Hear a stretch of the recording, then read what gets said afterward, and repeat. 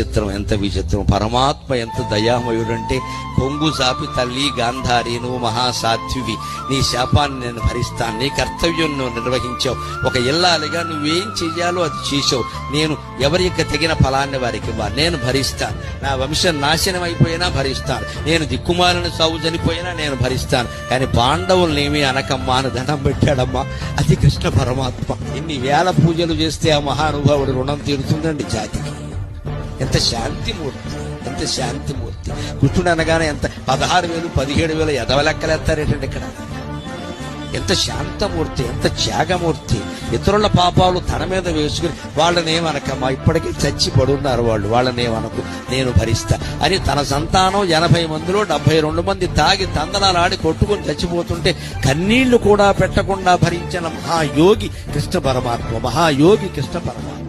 మరో అవతారం దానికి సరిపోదండి. నన్ను అడిగి